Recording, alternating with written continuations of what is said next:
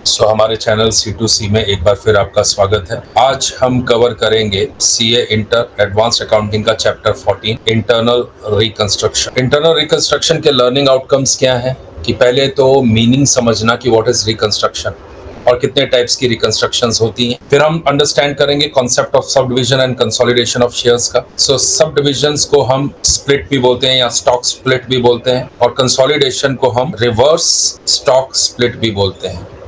तो कभी ये शब्द सुनने मिल जाए तो बेटा घबराना नहीं। स्टॉक स्प्लिट का मतलब ही सब डिवीजन होता है और कंसोलिडेशन का मतलब होता है रिवर्स स्प्लिट।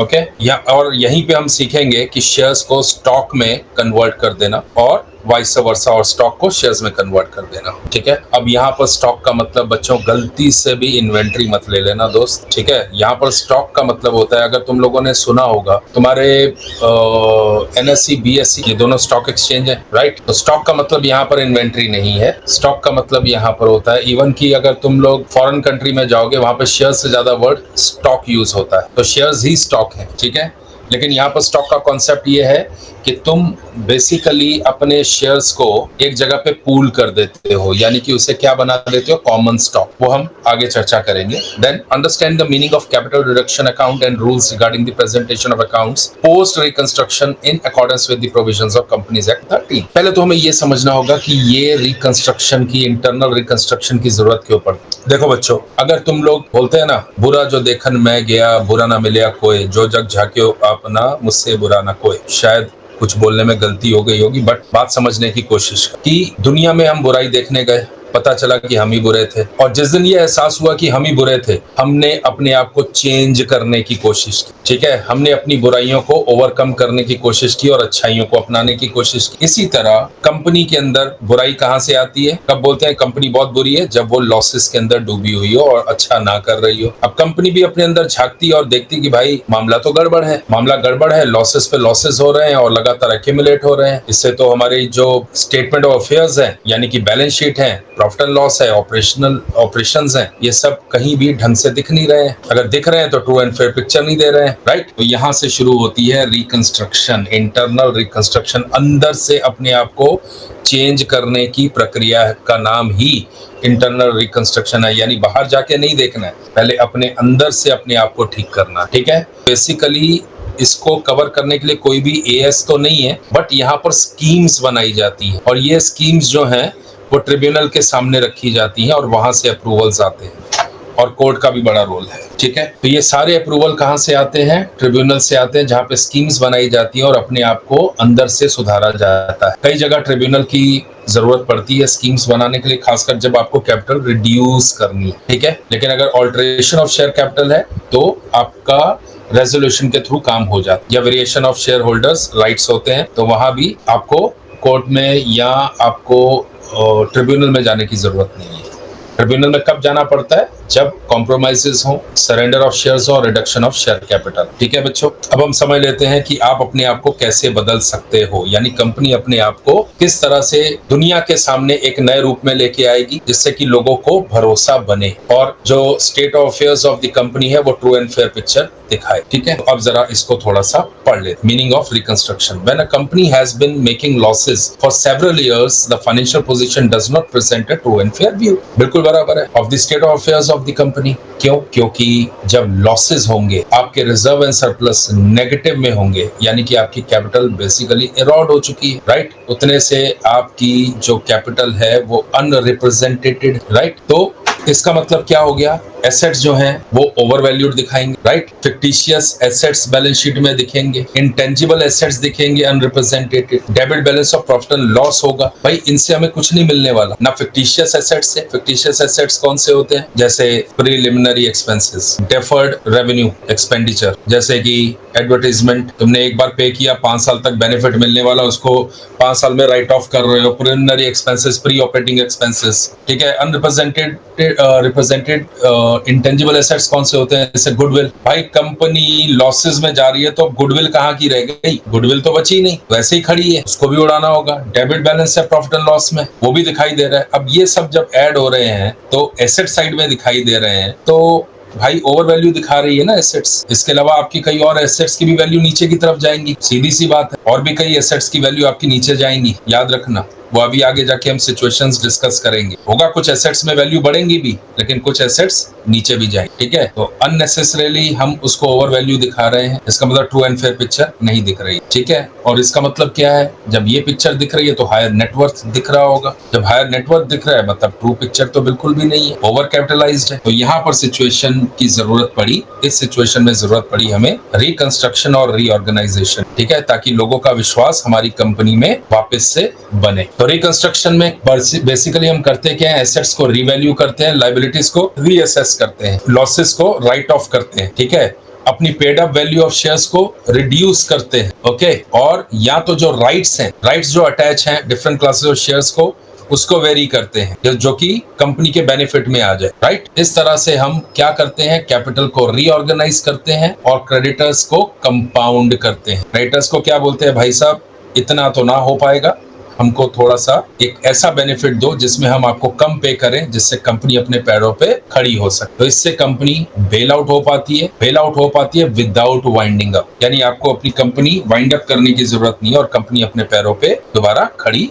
हो सकती है, ओके। तो हम यहाँ पर एक्सटर्नल रिकंस्ट्रक्शन नहीं पढ़ रहे हैं, तो इसको मैं यहाँ पर कवर नहीं कर रहा हूँ, ठीक है। एक्सटर्नल रिकंस्ट्रक्शन में बेसिकली आप अपनी कंपनी को अपने ही शेयर होल्डर्स को देके नई कंपनी भी फॉर्म कर सकते हो। शेयर होल्डर्स वही होंगे, ठीक है, सब्सटेंशियली वही शेयर होल्डर्स होंगे। जैसे डीमर्जर का केस, डीमर्ज कर सकते हो, जहां पे लॉसेस हो रहे हो उस अंडरटेकिंग को डीमर्ज कर दो, राइट, बिजनेस को डीमर्ज कर दो, तो हो गया। लेकिन हम यहाँ पर वो कवर नहीं करने वाले, वो AS 14 में कवर होगा। फिर भी एक डिफरेंस जो है इंटरनल और एक्सटर्नल रिकंस्ट्रक्शन का तो बनता है समझने के लिए, तो हम वो समझेंगे। Liquidation and formation of new company, ठीक है। इंटरनल रिकंस्ट्रक्शन में कोई नई कंपनी फॉर्म नहीं होती है, सिर्फ हम कैपिटल और डेट स्ट्रक्चर को चेंज कर देते हैं, ठीक है, और कंपनी को वापस नॉर्मल बनाने की कोशिश करते हैं, ओके। यहाँ पर एक्सटर्नल रिकंस्ट्रक्शन में क्या होता है, न्यू कंपनी फॉर्म हो सकती है, हो जाती है, एग्जिस्टिंग शेयर होल्डर्स उसी के शेयर होल्डर्स बन जाते हैं, ठीक है, बात समझ में आ गई। एक नई कंपनी फॉर्म कर देते हैं हम लोग, पुरानी बंद करते हैं और एक नया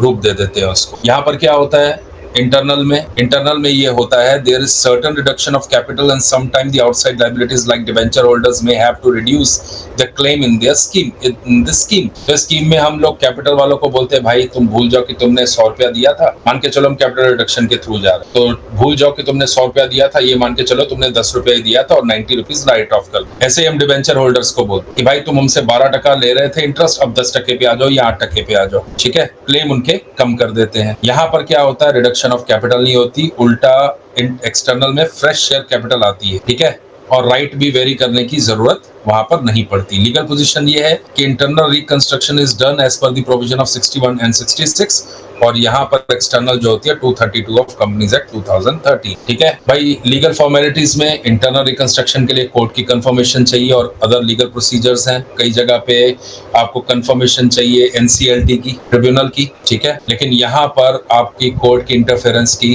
कोई जरूरत नहीं है और लेस टाइम कंज्यूमिंग प्रोसेस है, ठीक है बच्चों। तो ये है दोनों में डिफरेंस, ये एक बार अच्छे से पढ़ लेना, ठीक है, एग्जामिनेशन पॉइंट ऑफ व्यू से थोड़ा important. Methods of internal reconstruction, अब इंटरनल रिकंस्ट्रक्शन यानी अपने अंदर का बदलाव कैसे किया जा सकता है, कंपनी अपने अंदर का बदलाव कैसे कर सकती है। पहला है ऑल्टरेशन ऑफ शेयर कैपिटल, तुम शेयर कैपिटल को ऑल्टर कर, वहां से भी तुम अंदर से अपने आप को चेंज कर पाओगे, यानी कैपिटल स्ट्रक्चर चेंज। यहाँ पे आपको कैपिटल रिड्यूस करने की जरूरत नहीं पड़ती है, बस आप अपने अंदाज चेंज कर देते हो। कैसे है वो समझ लेते हो। या तो आप ऑथराइज शेयर कैपिटल बढ़ा देते हो, जिससे और लोग आपके शेयर कैपिटल में पैसा फ्यूचर में लगा पाए, ऑथराइज शेयर कैपिटल आप बढ़ा देते हो, ठीक है। दूसरा, अच्छा ये किया कैसे जा सकता है, पहले ये समझने वाली बात है कि एक तो आर्टिकल में ऑथराइजेशन होनी चाहिए और ऑर्डिनरी रेजोल्यूशन पास करोगे जनरल मीटिंग में, and then you can alter your share capital, ठीक है। दो ही चीजें हैं कंडीशन, एक तो आर्टिकल की ऑथराइजेशन और दूसरा ordinary resolution in general meeting, ठीक है।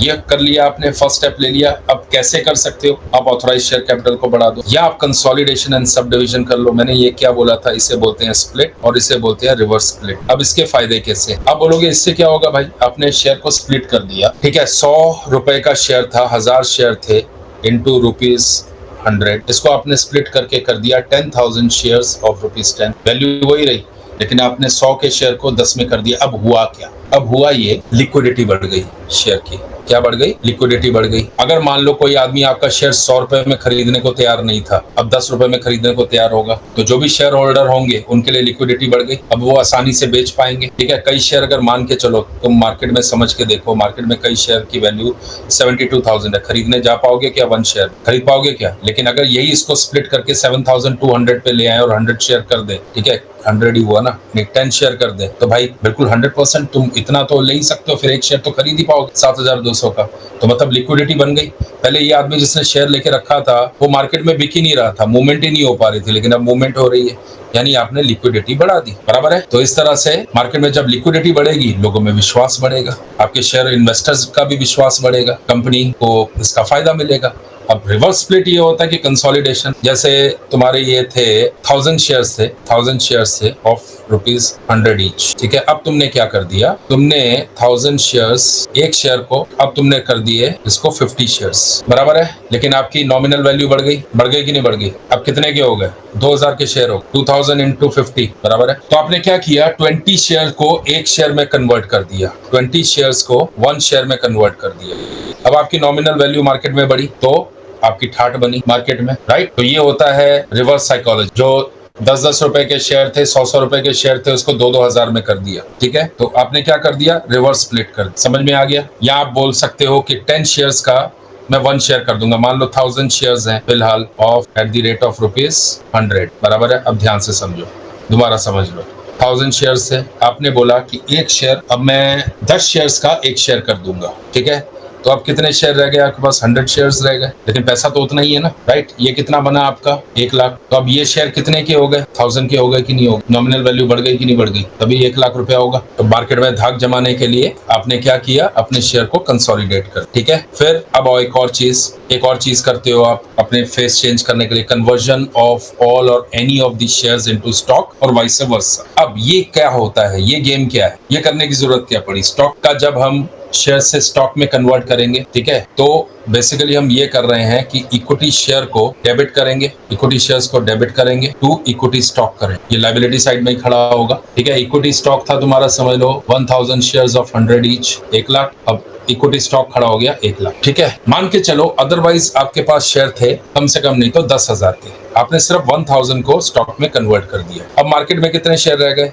9000। जब मार्केट में आपने शेयर्स की सप्लाई कम कर दी तो मार्केट में क्या रेट बढ़ सकते हैं? बिल्कुल बढ़ सकते हैं। तो जनरली शेयर से स्टॉक में कन्वर्ट करने का कारण एक तो लिक्विडिटी बनता है, दूसरा ये भी होता है कि तुमने मार्केट से अपने शेयर उड़ा दिए। कई बार तो पूरे के पूरे शेयर स्टॉक में डाल दिए जाते। क्यों?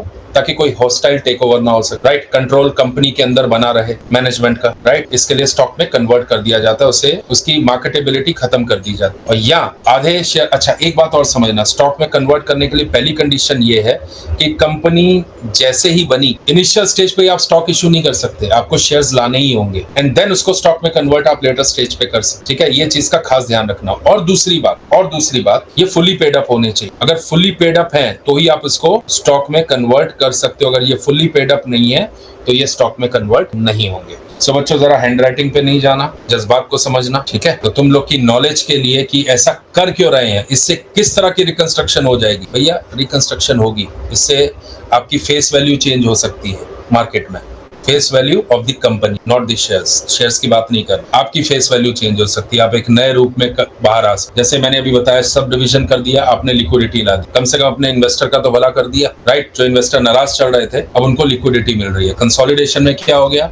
मार्केट में अपनी धाक जमाने के लिए आप आ गए, भाई देखो हमारी फेस वैल्यू कितनी है, 1000, लोगों का भरोसा बैठ। ठीक है, इसके लिए कंसोलिडेशन कर दिया, रिवर्स स्प्लिट कर, आपकी जरूरत के हिसाब से आप इंटरनली अपने आप को रिकंस्ट्रक्ट कर सकते। ठीक है, अब आ जाओ पॉइंट नंबर डी पे, cancellation of shares which have not been taken और agreed to be taken by any person. ठीक है, इसके बारे में हम आगे चल के चर्चा करते हैं। ठीक है, अब सब डिविजन और कंसोलिडेशन के बारे में हमने बहुत ढंग से समझ लिया है। ठीक है, the existing share capital can be सब डिवाइडेड और consolidated into the shares into those of a smaller or higher denomination than that fixed by the memorandum of association, so long as the proportion between the paid up and unpaid up, if any, on the share continues to be the same as it was in the case of the original shares. ठीक है, अब यहाँ पर क्या बताने की कोशिश कर, यहाँ पर ये बताने की कोशिश कर रहे हैं कि भाई आपने 1000 शेयर्स थे, उसकी फेस वैल्यू थी ₹10 और अभी तक आपने कॉल की है 7.5। अभी तक कितनी कॉल की है? 7.5, ठीक है, या ₹75, चलो ऐसे ले, 100 फेस वैल्यू थी 75। अब आपने इसको स्प्लिट कर, तो अभी ये कितने हो गए? 75,000 पेड अप शेयर कैपिटल हो गई आपकी पेड अप। अब आपने इसको स्प्लिट किया, कैसे स्प्लिट किया?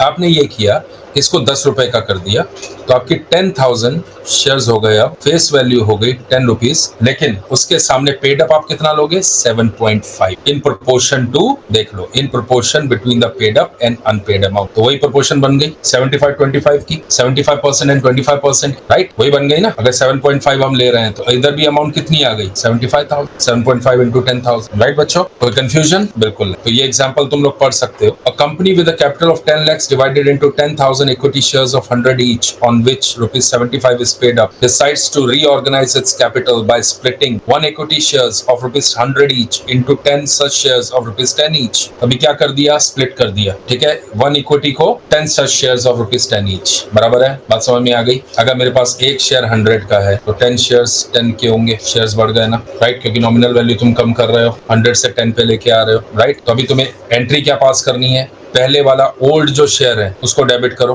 तो वो जीरो हो जाएगा, क्योंकि क्रेडिट बैलेंस होता है तो ही लायबिलिटी में आता है ना। तो अब डेबिट करोगे, ₹100 वाला अकाउंट क्लोज कर दोगे। 2 इक्विटी कैपिटल न्यू कितना है? ₹10, अमाउंट सेम आएगी, राइट? और नीचे यहाँ पे लिख दोगे, being the sub division of 10,000 shares of 100 each with ₹75 paid up thereon into 1 lakh shares of ₹10 each with ₹7.5 paid up thereon as per the resolution of shareholders passed in the general meeting held on so and so date, ठीक है।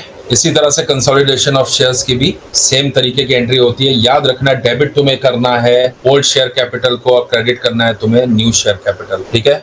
चाहे तुमने consolidation की हो चाहे sub division की हो, क्या करते हो? रिवर्स स्प्लिट कर, ठीक है। सो ये जितनी भी इलस्ट्रेशन और एक्सरसाइजेज हैं इसको हम अलग से कवर करेंगे एक अलग लेक्चर में। अभी यहाँ पर हम सिर्फ थियरी कवर करेंगे। आगे है हमारा conversion of fully paid shares into stock and stock into shares. ये भी मैंने बहुत अच्छे से तुम लोगों को समझा दिया था बच्चों। Conversion of fully paid shares into stock and stock into shares. इसमें हम क्या करते हैं, जो हमारे फुल्ली पेड शेयर, ये याद रखना कि ये फुल्ली पेड शेयर्स होने चाहिए। मैंने पहले भी ये बात बोली थी। आप अगर फुल्ली पेड शेयर्स नहीं है तो स्टॉक में कन्वर्ट नहीं हो सकते।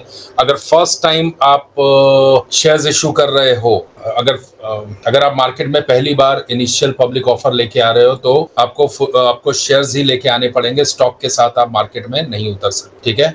आप फुल्ली पेड शेयर को ही बाद में स्टॉक में कन्वर्ट कर सकते हो, ये चीज का ध्यान रखना, ठीक है। According to section 61 companies act 2013, company can convert its fully paid shares into stock and reconversion of stock into shares if authorised by its articles. Company में in a general meeting by passing an ordinary resolution, ठीक है, can converts its fully paid shares into stock and reconversion of stock into shares। अब मैंने कारण तुम लोग को बहुत डिटेल में समझा दिया कि शेयर से स्टॉक में क्यों जा रहे हैं, राइट? तो अब यहाँ पर दोबारा नहीं समझाऊंगा। Stock is the consolidation of the share capital into one unit divisible into aliquot parts. Aliquot parts होता है डिविजिबल पार्ट। जैसे मान के चलो, अगर तुम एक फिगर लेते हो से 15, ठीक है, इसका डिविजिबल पार्ट क्या क्या बन जाएंगे, यानी एलिकॉट पार्ट क्या बन जाएंगे? 1, 3 एंड 5। 15 को 1 से डिवाइड करो, 15 को 3 से डिवाइड करो, 15 को 5 से डिवाइड करो, तो फ्रैक्शन में फिगर नहीं आएंगी, ठीक है, एब्सोल्यूट फिगर्स आएंगे। तो ये हो गया एलिकॉट पार्ट्स, यानी कि ऐसी डिवीजन जो पॉइंट्स में नहीं हो, फ्रैक्शंस में नहीं हो, ठीक है। तो इसका फायदा क्या होता है? इसका फायदा ये है बच्चों,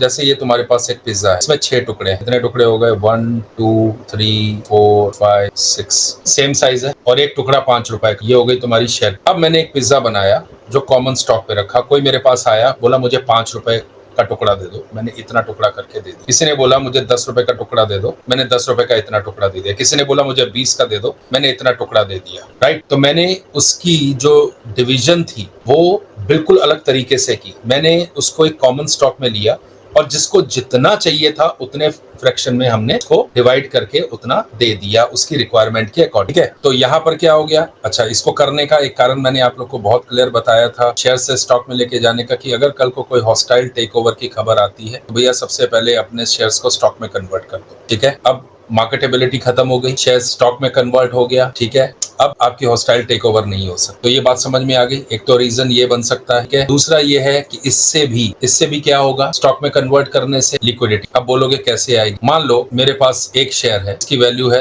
₹1000, ठीक है। अब मुझे मेरे बेटी की शादी करानी है, उसके लिए 500 रुपया चाहिए, ठीक है। अब क्योंकि अगर एक शेयर 1000 का है और मुझे पैसा चाहिए तो मुझे पूरा शेयर बेचना पड़ेगा, हाँ या ना? जो मैं बेचना नहीं चाहता हूँ, मुझे तो सिर्फ 500 चाहिए। अगर मैं इसको स्टॉक में कन्वर्ट कर देता हूँ तो क्या मैं फ्रैक्शन में बेच सकता हूँ? बिल्कुल बेच सकता हूँ। तो एक फायदा स्टॉक में कन्वर्ट करने का ये भी हो, ठीक है। और कई बार लिक्विडिटी लाने के लिए मैंने पहले भी बोला था, स्मॉलर डिनोमिनेशन कर दी जाती है ताकि लिक्विडिटी बन जाए शेयर्स की, ठीक है। स्टॉक भी एक ऑप्शन है जहां पर लिक्विडिटी मिल जाती, लेकिन यहाँ पर ये बोलता है कि उसमें ना मल्टीपल्स चलते हैं। ऐसा नहीं है कि 5 रुपए का दे दो, 7 रुपए का दे दो, 9 रुपए का दे दो, कोई भी मल्टीपल रख सकते हो। 5 रुपए से शुरू कर सकते हो, 1 से शुरू कर सकते हो। एक के बाद 1.5 नहीं बोलो, कम से कम 2 रुपए का खरीदना पड़ेगा, 3 का खरीदना पड़ेगा। अगर तुमने 5 मिनिमम रखा है तो ₹5, 5 के मल्टीपल 10, 15। अगर 25 रखा है तो 25, 50, 75 ऐसे ले पाओगे। समझ में आ गया? तो मल्टीपल्स रखे जाते हैं। अगर 100 का मल्टीपल रखा है तो 100, 200, 300 इस तरह से तुम स्टॉक खरीद पाओगे। बात समझ में आ गई? या बेच पाओगे एज द केस में। तो बात समझ में आ गई। अब a company can convert its fully paid shares into stock. Upon the company converting its shares into stock, the bookkeeping entries merely record the transfer from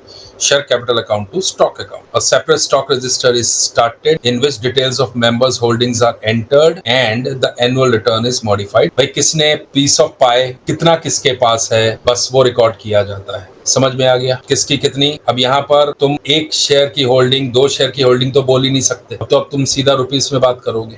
तुम्हारे पास 500 का स्टॉक है, मेरे पास 1000 का स्टॉक है, मेरे पास 1250 का स्टॉक है, इस तरह से बात करोगे। नंबर ऑफ शेयर्स तो है ही नहीं, नॉमिनल वैल्यू तो कुछ है ही नहीं, राइट। हमें यहाँ पर ध्यान रखना है, ठीक है। अब एंट्री क्या होगी? देखो, तुम शेयर्स को खत्म कर रहे हो, इक्विटी शेयर्स को, तो इक्विटी शेयर्स जो जा रहे हैं उसको डेबिट करोगे, जो आ रहा है यहाँ पे लिखोगे equity stock. Common stock word भी यूज कर सकते हो, ठीक है। तो बात समझ में आ गई ना। इलस्ट्रेशन मैंने बोला कि हम एक अलग लेक्चर में कवर करेंगे। अब आ जाती है बात variation of share holder rights. यहाँ से भी तुम अपनी रिकंस्ट्रक्शन कर सकते हो।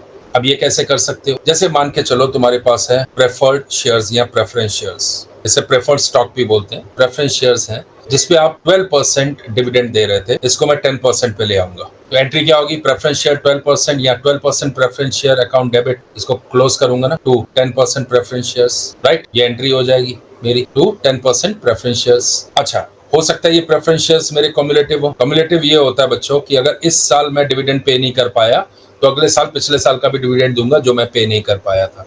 तो ऐसे वो कम्युलेट होता जाता है। नॉन कम्युलेटिव ये होता है कि भाई रात गई बात गई, इस साल नहीं दे पाए, अगले साल प्रॉफिट हुआ, उतना ही डिविडेंड मिलेगा जो उस साल से रिलेटेड है, ठीक है। पिछले वाला लैप्स हो जाएगा, तो वो होता है नॉन कम्युलेटिव। तो हम ये जो कम्युलेटिव प्रेफरेंस शेयर्स है उसको कन्वर्ट कर सकते हैं नॉन कम्युलेटिव में। तो अगेन हम क्या लिख सकते हैं? Cumulative preference shares account debit, इसको डेबिट ही करना पड़ेगा। जो जा रहा है वो डेबिट, जो आ रहा है वो credit to non cumulative preference shares, right. ये तुम्हारी जनरल एंट्रीज हैं, variation of share holders right को पढ़ लेते हैं। Section 48 of the companies act 2013 provides that when a company has issued different classes of shares with different rights और privileges attached to such shares, for example rights as to dividend, voting rights, etc., any of such rights may be changed in any manner. The provision will be applicable as per the Companies Act 2013. The accounting treatment is discussed in detail here. जो अभी तुम्हें समझाया वही है। इसे differential right share भी बोलते हैं, DRS, ठीक है। बात समझ में आ गई। अब आए हैं हम असली मुद्दे पे, वो है रिडक्शन ऑफ शेयर। यहाँ पर भी हमारा, अगर तुम ऊपर देखो, तुम अपनी लाइबिलिटी लिमिट कर रहे हो ना दोस्त, 12 का 10% दे रहे हो, हाँ, परसेंटेज अप डाउन कर सकते हो, तुम ज्यादा भी दे सकते हो, लेकिन जनरली तुम फंसे हो, इसके लिए तुम इंटरनल रिकंस्ट्रक्शन कर रहे हो। तो इंटरनल रिकंस्ट्रक्शन अगर कर रहे हो तो भैया तुम कमी की कोशिश करोगे ना, और ज्यादा क्यों बढ़ाओगे अपनी लाइबिलिटी, और क्यों बढ़ाओगे, राइट। दूसरा, कम्युलेटिव था, तुम्हें पिछला डिविडेंड भी देना था, अब तुम्हें सिर्फ करंट ईयर का डिविडेंड देना है, जिस साल में प्रॉफिट है उसी साल में डिविडेंड देना है। तो तुमने नॉन कम्युलेटिव कर लिया, यानी अपनी लाइबिलिटी फिर लिमिट कर ली तुमने, राइट। तो इससे भी तुम्हारे बचत तो होगी थोड़ी बहुत यार, कुछ तो होगा, राइट। लेकिन सबसे बड़ी बचत होती है रिडक्शन ऑफ शेयर कैपिटल से। किससे होती है? रिडक्शन ऑफ शेयर कैपिटल से, ठीक है। ये बहुत इंपॉर्टेंट पॉइंट है, इसको जरा ध्यान से समझ। ये section 66 of companies act 2013 lay down करता है प्रोसीजर्स, ठीक है, रिडक्शन ऑफ शेयर कैपिटल। देखो, हम ये चैप्टर सिर्फ अकाउंटिंग के पॉइंट ऑफ व्यू से समझ रहे हैं। हम यहाँ पर लॉ की प्रोविजंस उतनी ही समझ रहे हैं जो अकाउंटिंग के लिए जरूरी है, अदरवाइज ये बहुत बड़ा डिस्कशन वाला चैप्टर है। तुम्हें यहाँ पर इस चैप्टर में सिर्फ बोला गया है कि अकाउंटिंग हमें समझनी है, ठीक है। तो हम सिर्फ उतनी ही बात करेंगे और थोड़ी बहुत वो प्रोविजन समझेंगे जो तुम्हारे अकाउंटिंग के लिए जरूरी। अब ये रिडक्शन कैसे हो सकती है? ट्रिब्यूनल की कंफर्मेशन से। और वो कैसे होगी, तुम्हें एप्लीकेशन देनी होगी, इसको ट्रिब्यूनल को, साथ में एक स्पेशल रेजोल्यूशन पास करना होगा और उसके बाद ही तुम रिड्यूस कर पाओगे शेयर कैपिटल, एक बार वो एप्लीकेशन अप्रूव हो जाती है। ठीक है, क्या बन के निकलेगा, उसके बाद क्या बन के निकलेगा, एक स्कीम बन के निकलेगी, उस स्कीम के अकॉर्डिंगली तुम रिड्यूस कर सकते हो। ठीक है, अब वो कैसे रिड्यूस हो सकती है शेयर कैपिटल, ध्यान से समझ। या तो तुम शेयर होल्डर्स की जो अनपेड अमाउंट है, जैसे मान लो 10 रुपए की तुम्हारी फेस वैल्यू है, अभी तक 7.5 तुमने मंगवाया था, ठीक है, अब 2.5 से मंगवाना बाकी है, उनकी लाइबिलिटी खड़ी है, या तो तुम वो पूरी माफ कर दो, वो पूरी माफ कर दो, या तुम बोलोगे ठीक है भाई 1 रुपया दे दो, 1.5 जो है, यानी तुमने या तो रिड्यूस कर दिया या एक्सटिंग्विश कर दिया। ठीक है, अब इससे क्या होगा, इससे ये होगा कि भाई ऑलरेडी हम लॉस में हैं, ठीक है, कहीं तो आपको फायदा दिला दे, या हमें अब वो पैसा चाहिए ही नहीं, वो पैसा चाहिए ही नहीं, क्यों, क्योंकि हम प्रॉफिटेबल तो है ही नहीं, आपका ये पैसा अब लेके हम लगाएंगे कहाँ पे, इससे ज्यादा तो आप बाहर कमा लोगे, तो बेटर है कि भाई यहीं पे खत्म करो, अभी और पैसा देने की जरूरत नहीं, जितना पैसा दिया उसी में कुछ बेटर करने की कोशिश करते हैं। ठीक है, तो एक चीज ये हो गई।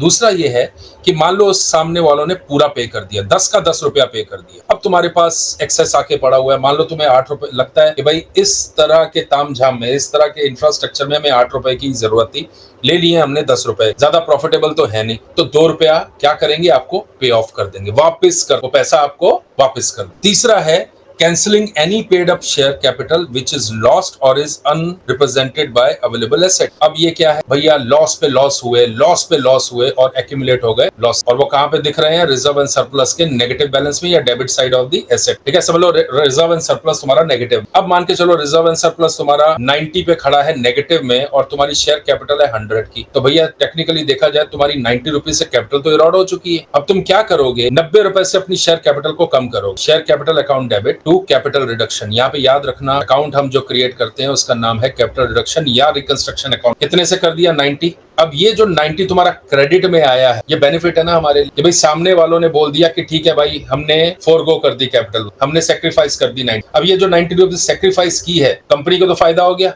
अब वो फायदे से ये अपने लॉस को रिकवर कर सकती है कंपनी, बिल्कुल कर सकती है। तो अब अगली बैलेंस शीट में क्या दिखेगा, तुम्हारी जो शेयर कैपिटल है वो 10 रुपए की दिखेगी और तुम्हारा रिजर्व एंड सरप्लस 0 हो जाएगा, क्योंकि 90 के सामने कैपिटल रिडक्शन 90 पॉजिटिव है, ये 0 होगी और यहाँ से 90 माइनस हो जाएगा 10। समझे, तो अनरिप्रेजेंटेड अवेलेबल एसेट जो है, ठीक है, उसके सामने आप कैपिटल को कैंसिल आउट कर दोगे। समझ में आ गया। अब इसमें और भी कई ऐसी एसेट है जिसको हम सीधा सीधा कैपिटल रिडक्शन में उड़ा देते हैं, जैसे गुडविल खड़ी हुई है, जैसे तुम्हारे प्रिलिमिनरी एक्सपेंस खड़े हुए पड़े हैं, एडवर्टाइजमेंट यानी डेफर्ड रेवेन्यू एक्सपेंडिचर खड़े हुए पड़े हैं। ठीक है, इसको सीधा सीधा राइट ऑफ कर दो, राइट ऑफ कर दो, और क्रेडिट किसको दो, डेबिट करोगे तुम कैपिटल रिडक्शन अकाउंट को, उतने से तुम्हारा कैपिटल रिडक्शन अकाउंट उतने से कम हो जाएगा।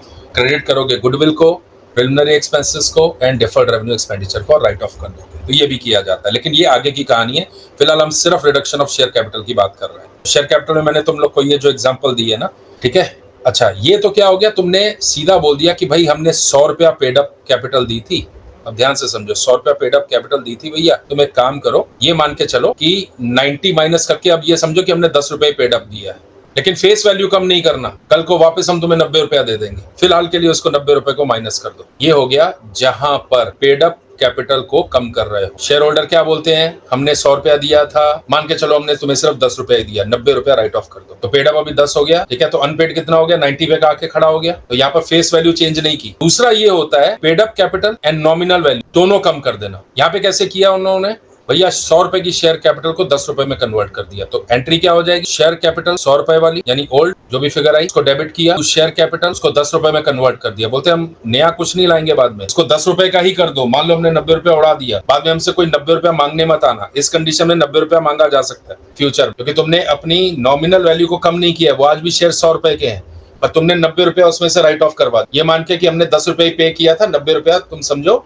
अपने लॉस रिकवर कर लो। यहाँ पर क्या हो रहा है कि नहीं भैया नॉमिनल वैल्यू 10 की कर दो अभी, ठीक है, एज इफ कि हमने शेयर कैपिटल ही 10 रुपए की इशू की, तो 100 रुपया डेबिट खत्म हो गया, 10 रुपए से क्रेडिट आ गया, बाकी जो डिफरेंस आएगा टू कैपिटल रिडक्शन 90 के हिसाब से, खत्म बात। तो ये दो सिनेरियो बनते हैं यहाँ पर cancelling of paid up share, ठीक है, तो मैंने यहीं पे तुम लोगों को पूरे का पूरा एक्सप्लेन कर दी है चीजें।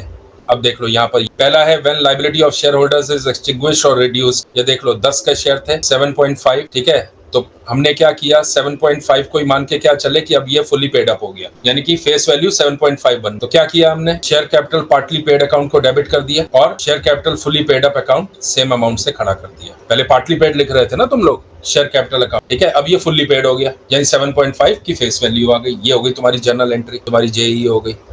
अब ये है when excess paid up capital is paid off, कि भैया तुमने 10 रुपया पूरा दे दिया, अब हमें नहीं चाहिए। हम बोलते हैं 8 रुपए में हमारा काम हो रहा है भाई, प्रॉफिटेबल तो है नहीं हमारा यूनिट इतना, हमें 10 रुपए की दरकार है नहीं, 2 रुपए हमसे वापस ले, 2 रुपया हमसे वापस ले लो। 2 रुपया जब वापस देना है तो शेयर कैपिटल अकाउंट, यानी तुम क्या कर रहे हो, फेस वैल्यू को 8 रुपए पे लेके आ रहे हो ना, 10 रुपए की फेस वैल्यू को पहले डेबिट करोगे, उल्टा कर दोगे और 8 रुपए को क्रेडिट कर दोगे और 2 रुपया तुम शेयर होल्डर के अकाउंट में खड़ा कर दोगे एंड देन 2 रुपया पे कर दोगे share holders account debit to bank. तो एक सिंगल एंट्री भी हो सकती है, share capital account debit to share capital account 8 रुपए वाला टू बैंक अकाउंट, पर बेटर है ऐसे कर लो, एंट्री नंबर 1, एंट्री नंबर 2। तो भैया यहाँ पर फुल्ली पेड था 10 रुपया, तुमने 2 रुपया वापस कर दिया।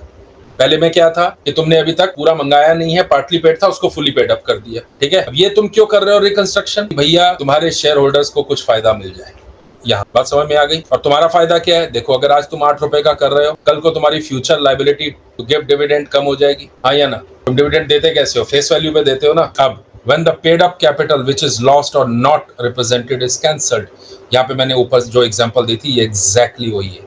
ये यहाँ पर उन्होंने क्या किया है कि भैया 100 रुपए का तुम्हारा नॉमिनल वैल्यू के शेयर थे, 100 रुपए पे ही रखा, लेकिन ये बताया कि भैया 10 रुपए ही हमने पेड अप किए हैं, 90 रुपीज राइट ऑफ करवा, तो अभी 90 रुपीज वापिस अनपेड पे खड़े हो गए आके यहाँ पर, तो फ्यूचर में मंगवाया जा सकता है। समझ में आ गया, तुमने नॉमिनल वैल्यू कहीं कम नहीं की, वो 100 की 100 इंटैक्ट रही। ये बोल दिया कि चलो 90 रुपया गया, फ्यूचर में अगर जरूरत पड़ेगी तो हम 90 रुपया दे देंगे, तब फिलहाल इसको क्या करो, ये मान के चलो कि paid up share capital is 10 only and 90 is unpaid, future में जो भी होगा हम दे देंगे। एक तो ये हो गया, शेयर होल्डर्स ने ये बोल दिया। दूसरा क्या हो गया यहाँ से कंडीशन, ये है दूसरा ये बन के आया रिडक्शन में कि नॉमिनल और पेड अप दोनों वैल्यूज चेंज हो गई। वो कैसे, उसमें फिर बोला शेयर होल्डर्स ने नहीं, अब फ्यूचर में हम तुम्हें कुछ नहीं देने वाले, ऐसे एज्यूम करो कि हमने तुम्हें 10 रुपया ही दिया, शेयर की फेस वैल्यू भी 10 रुपया ही, बाकी राइट ऑफ कर। तो तुम्हें क्या करना है फिर, शेयर कैपिटल जो 100 रुपए वाले थे उसको डेबिट कर दो, उसको उड़ा 10 रुपए के लाके खड़े कर दो और 90 रुपए कैपिटल रिडक्शन में डाल दो।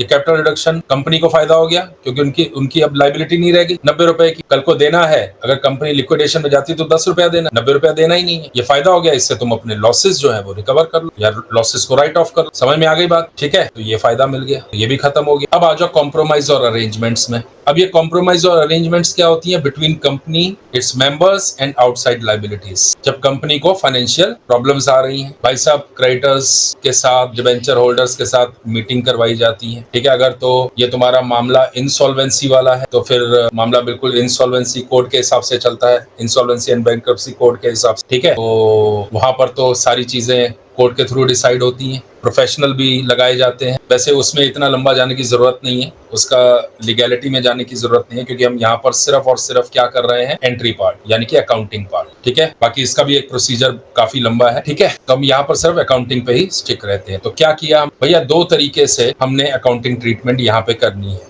एक, हमने इक्विटी शेयर होल्डर को बोला भैया रिजर्व भूल जाओ और वो हमें प्रॉफिट के, हमारे लॉसेस के सामने हमें उसको राइट ऑफ करने दो, ठीक है, कर लो भाई। रिजर्व जो है, जितने पहले के रिजर्व थे, इक्विटी शेयर होल्डर्स ने बोल दिया, हाथ खड़े कर दिए, ठीक है भाई ले लो, तुम ले लो, ठीक है। तो टू रिकंस्ट्रक्शन लिख लो या कैपिटल रिडक्शन लिख, एक ही बात, कंफ्यूज नहीं हो जाना, दोनों सेम अकाउंट, ठीक है। अगर रिकंस्ट्रक्शन लिखते आ रहे हो तो रिकंस्ट्रक्शन ही लिखना, अगर कैपिटल रिडक्शन लिखते आ रहे हो तो कैपिटल रिडक्शन ही लिखना, 2 अलग अलग अकाउंट मत बना दे, ठीक है। अब ऐसे ही तुम गए, जितनी भी आउटसाइड लाइबिलिटीज थी उनको बोला भाई कुछ तो सेक्रीफाइस करो, अगर सेक्रीफाइस करोगे तो हम पैरों में खड़े होंगे, तुम्हारी पेमेंट्स भी करेंगे और तुम्हें आगे बिजनेस भी देंगे, ठीक है। या तो आज ही हमें काट दो या फिर फ्यूचर का सोचो, ठीक है। हम तुम्हें बिजनेस दे सकते हैं, पास्ट में भी दिया था, फ्यूचर में भी देंगे। तो भैया बोलते हैं क्रेडिटर्स की, ठीक है भाई करते हैं मदद, ठीक है। तो आउटसाइड लाइबिलिटीज तुम्हारी डेबिट हो गई, जितने से सेक्रीफाइस की लाइबिलिटीज कम करोगे, ठीक है ना। क्रेडिट है तो उसका उल्टा करोगे डेबिट। मान लो ये बोलते हैं कि ठीक है 25% तुम लेस कर दो, 1 करोड़ की खरीदी तो 25 लाख रुपया तुम डेबिट कर दोगे यहाँ पर टू